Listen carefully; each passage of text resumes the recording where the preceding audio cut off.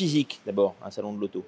Donc ce sont des voitures, ce sont des stands, c'est des couleurs, c'est du bruit, c'est une foule enthousiaste, très diverse, du client particulier au patron de la boîte de loueurs longue durée. C'est vraiment toute cette foule qui se brasse en un endroit parce qu'il y a une chose qui les rassemble tous, c'est le goût de l'auto et la volonté de rester attaché à la liberté de mouvement individuelle et aussi attaché à l'innovation.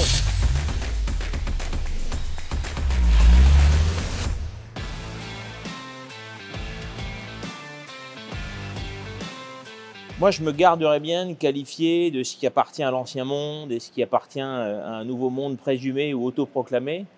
Ce qui est sûr, c'est que quand on voit ce qu'est un salon de l'auto, d'abord, les gens sont attachés à l'automobile. Bon, ça, c'est pas être ancien monde ou nouveau monde, c'est comme ça.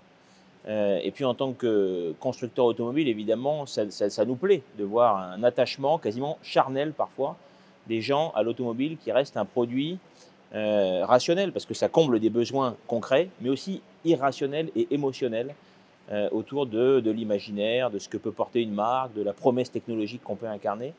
Et donc, je ne crois pas du tout que ce soit un modèle à l'ancienne. D'ailleurs, si c'était un modèle à l'ancienne, le fait qu'il n'y ait pas eu de salon l'an dernier aurait dû être définitif. Or, si autant de marques sont revenues sur leurs décisions cette année, c'est peut-être parce que, par moment, être révolutionnaire, c'est précisément conserver ce qui fonctionne et en prendre soin. Et c'est la volonté qu'on a voulu affirmer cette année.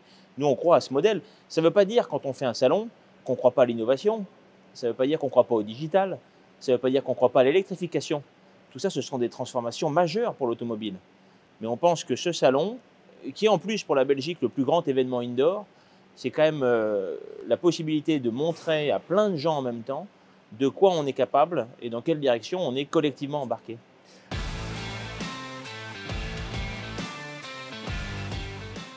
C'est allé très vite, ça c'est sûr. Et ce que je voudrais dire, c'est que le changement de la motorisation thermique vers la motorisation électrique n'est pas qu'un changement de powertrain en réalité. Et ce changement emporte avec lui un changement de paradigme, de modèle, qui est sans doute plus profond que ce que le législateur avait considéré il y a 10 ans en fixant une roadmap d'émissions de CO2 à échéance 2035, qui est d'ailleurs un bon objectif. Enfin, l'objectif de se dire en 2050, il faudra être neutre en carbone, c'est un objectif qu'on partage tous, et le groupe Renault en particulier, et on est engagé dans cette trajectoire. La difficulté, c'est que la bascule a eu lieu très rapidement, finalement.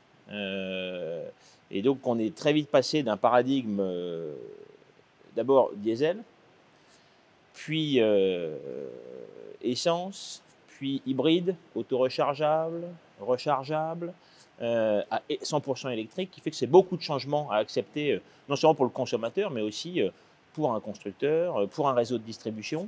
Et ça fait beaucoup de changements, d'habitude, en peu de temps. Maintenant, ce qui compte dans ce genre de débat, c'est de savoir est-ce que l'objectif est bon. On pense que l'objectif est bon. Est-ce que la trajectoire est trop rapide? Ça, c'est possible. Et il y a des voix qui s'élèvent pour dire on n'est pas forcément capable d'aller au rythme qui est imposé par la législation. Cela ne remet pas en cause l'objectif, ça peut remettre en cause le rythme d'acceptation du changement.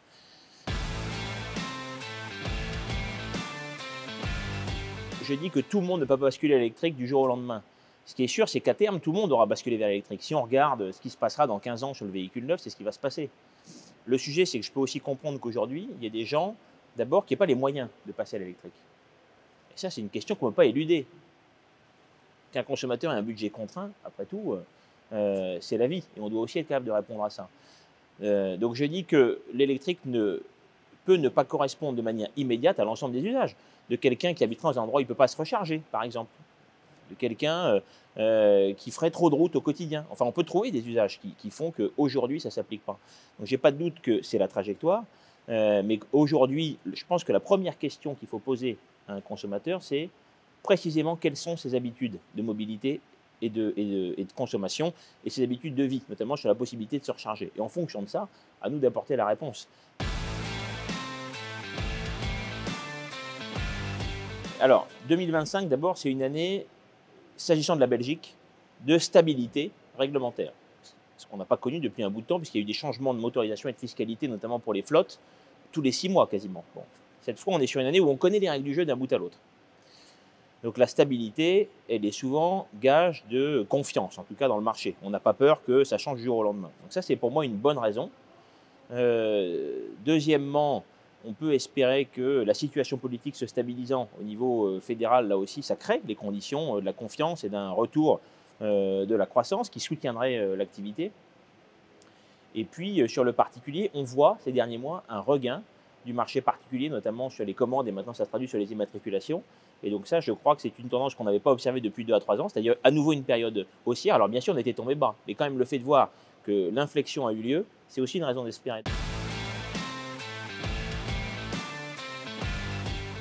Alors j'en citerai 2, la 5 et quand même la 4 qui va faire sa première belge sur le salon, et dont je peux dire, pour ceux qui ont vu le véhicule de série, qui fait son effet, parce qu'il est assez différent du prototype qui avait été présenté à Paris il y a 2 ans, et les gens sont très agréablement surpris. Donc c'est vraiment pour moi, allez, 4-5, voilà, c'est vraiment ça le sujet du stand Renault.